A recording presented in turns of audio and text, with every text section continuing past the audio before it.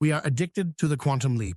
We are sold the idea that to change your life, you need a radical overhaul. You need to quit your job today, throw out all your food tomorrow, and become a different person by Monday.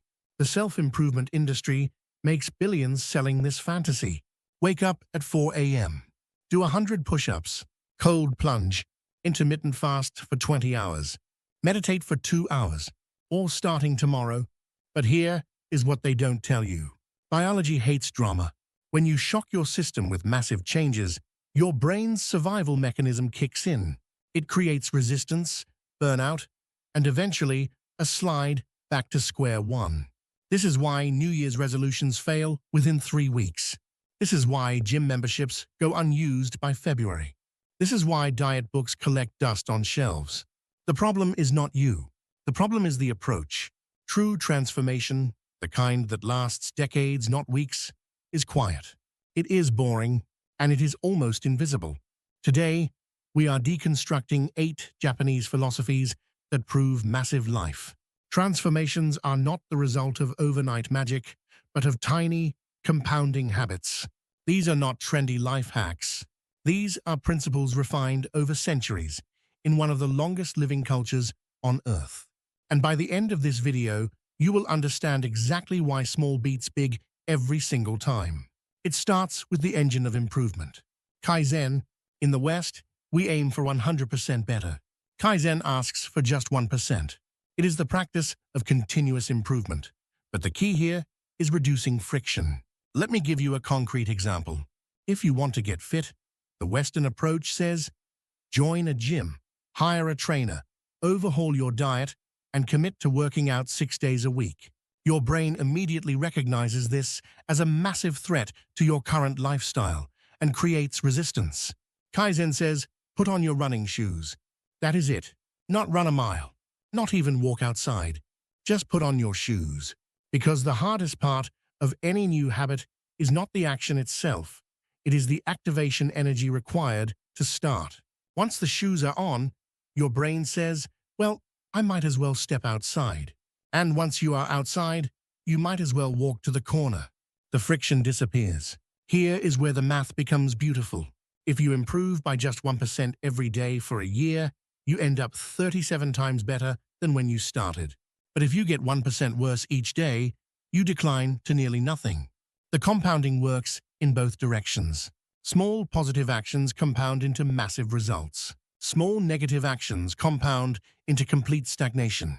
You are not fighting your willpower. You are bypassing the brain's fear of change by making the change so small it becomes invisible to your internal alarm system. Kaizen was originally developed in Japanese manufacturing. Toyota used it to become one of the most efficient car companies in the world.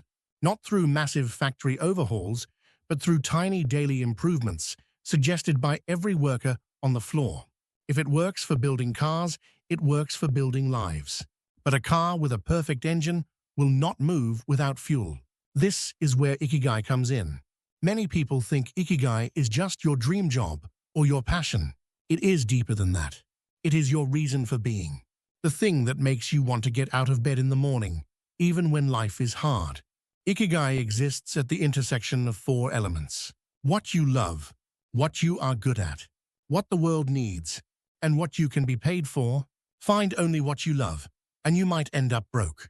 Find only what you can be paid for, and you might end up miserable. Find only what you are good at, but if the world does not need it, you will feel useless. Find only what the world needs, but if you are not good at it, you will feel inadequate. The magic happens where all 4 overlap. Let me tell you why this matters for habit formation. Without Ikigai, Kaizen is aimless. You can get 1% better every day at something you hate, and you will still be miserable. You will wake up one day and realize you have built a life you do not even want. But when you have identified your Ikigai, the discipline to improve becomes automatic. You are not forcing yourself to practice. You are pulled toward it. The resistance disappears. In Okinawa, one of the world's blue zones where people routinely live past 100, researchers found that elderly people with a strong sense of Ikigai had significantly lower rates of cardiovascular disease and lived longer, healthier lives. Purpose is not a luxury. It is biological medicine. So before you start improving 1% every day, ask yourself, 1% toward what? Make sure the direction is aligned with your deepest reason for being. Otherwise, you are just climbing the wrong mountain very efficiently. Once you have the mindset, you need the energy to execute it. Most of us run our biological machines into the ground. We overconsume, enter harahachibu. This Confucian-inspired teaching popular in Okinawa instructs you to stop eating when you are 80% full. This sounds simple, but it goes against every instinct in modern society. We are taught to finish our plates.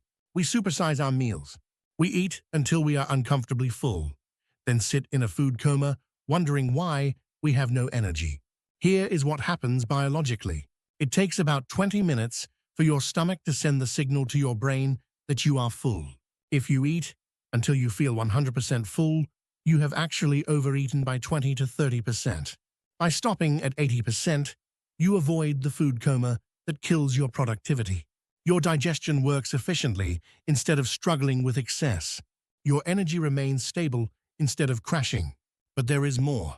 According to longevity data from Blue Zones, practicing harahachi-bu is one of the key factors in extending lifespan. Okinawans consume about 1,800 to 1,900 calories per day, compared to the American average of 2,500 to 3,000. They are not starving, they are not deprived. They simply stop before their body is overwhelmed. Caloric restriction without malnutrition is one of the only scientifically proven methods to extend lifespan across nearly every species tested. It reduces oxidative stress, lowers inflammation, and improves cellular repair mechanisms. You are not optimizing for maximum consumption. You are optimizing your engine. Here is a practical tip. Use smaller plates. Eat slowly. Put your fork down between bites. Pay attention to your body. The moment you feel satisfied, not full, stop. That is your 80%. It takes practice. Your brain will protest at first, but within 2 weeks, your body recalibrates and 80% will feel like the perfect amount. But we do not just consume food. We consume information. And we are overdosing on noise. The antidote is Shinrin-yoku, or forest bathing. This is not hiking. It is not exercise. It is immersion. It is the practice of simply being in the atmosphere of a forest and taking it in through all your senses. Here is why this works at a biological level. When you are in a forest, trees release essential oils called phytoncides to protect themselves from insects and decay. When you breathe these compounds, they enter your bloodstream. Studies have shown that forest bathing lowers cortisol, the stress hormone, by up to 16%. It lowers blood pressure. It increases parasympathetic nervous system activity, which is your rest and digest mode. It boosts natural killer cells in your immune system by up to 50%, and this effect lasts for up to 30 days after a single forest visit. You are literally getting a biological software update just by standing in the woods. In Japan, forest bathing is considered preventative medicine. Doctors prescribe it. There are designated forest therapy trails throughout the country. Compare this to our modern default. We spend 90% of our time indoors. We stare at screens. We breathe recycled air. We are surrounded by artificial light and electromagnetic frequencies. Our nervous systems are in constant low-level fight-or-flight mode. You do not need to move to the mountains. You just need 2 hours a week in nature. A park, a trail, anywhere with trees. Leave your phone in the car. Do not listen to a podcast. Do not try to get your steps in.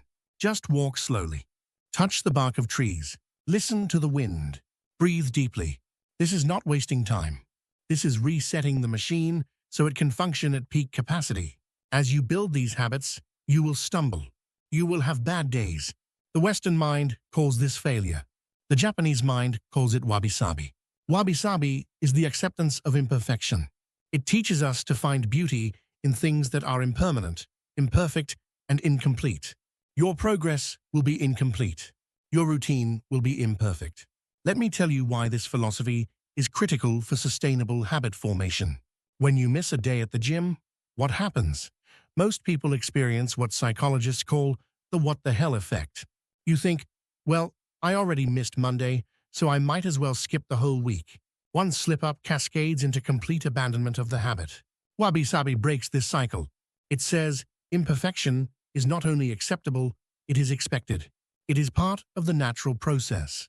Think about traditional Japanese pottery. The most valued pieces are often asymmetrical, with irregular glazes and rough textures. They are not trying to be perfect. They are celebrating the beauty of natural imperfection. Apply this to your life.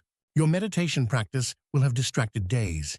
Your diet will have indulgent meals. Your workout routine will have missed sessions. This does not mean you failed. It means you are human. The goal is not perfection. The goal is consistency over time, with full acceptance that the path will be messy. Here is a practical reframe. Instead of aiming for 100% adherence to your habits, aim for 80%. If you work out 4 days a week instead of 5, you did not fail. You succeeded at 80%, which over the course of a year compounds into extraordinary results. Wabi-sabi gives you permission to be imperfect, which paradoxically makes you more consistent because you are not emotionally destroyed by every small setback. But what happens when things actually break? When you face a major life failure, you practice Kintsugi. Kintsugi is the Japanese art of repairing broken pottery with gold lacquer. Instead of hiding the cracks or throwing the piece away, the break is highlighted.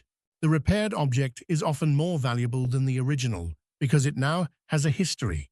The philosophy is profound. The break is part of your story. It is not something to disguise or be ashamed of. Most of us are taught to hide our failures. We do not talk about the business that went bankrupt. We do not mention the relationship that ended badly. We do not share the moments we fell apart. We present a polished, curated version of ourselves to the world. But when you practice Kintsugi, you acknowledge that the cracks are what make you valuable. Every failure taught you something. Every breakdown forced you to rebuild stronger. Think about people you deeply respect. Chances are, it is not because their life was perfect. It is because they endured something difficult and came out the other side with wisdom, humility, and resilience. You are not damaged goods.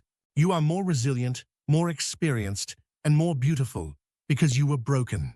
Here is how to apply this practically.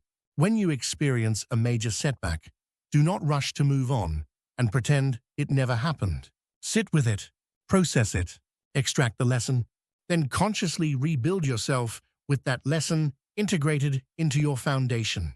Maybe you failed at a business. The gold is the knowledge of what not to do next time. Maybe a relationship ended. The gold is understanding your own needs and boundaries more clearly. Maybe you burned out. The gold is learning to set limits and protect your energy. The crack is not the end of your story. It is the beginning of a more interesting one. Life will test you. When it does, you need gaman. Gaman is often translated as perseverance, but it implies something deeper. It means enduring hardship with dignity and quiet strength. It is the refusal to act like a victim, even when circumstances are genuinely difficult. Let me be clear.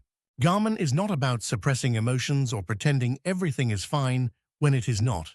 It is not toxic positivity. It is about maintaining your composure so you can continue moving forward even during the storm. In Japanese culture, gaman is considered a virtue. It is the ability to endure discomfort, delay gratification, and persist through difficulty without complaining or giving up. This becomes essential when you are building long-term habits. There will be days when you do not feel motivated. There will be weeks when progress is invisible. There will be months when you question whether any of this is worth it. Gaman is what carries you through those moments. It is not about forcing yourself through gritted teeth.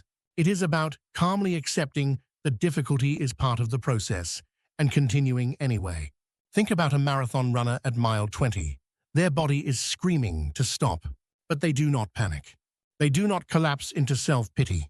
They acknowledge the pain, adjust their breathing, and keep moving. That is gaman, quiet strength, dignified endurance. When you practice gaman, you build a kind of mental toughness that is not aggressive or forceful. It is calm and unshakable. You become someone who can weather any storm without losing your center.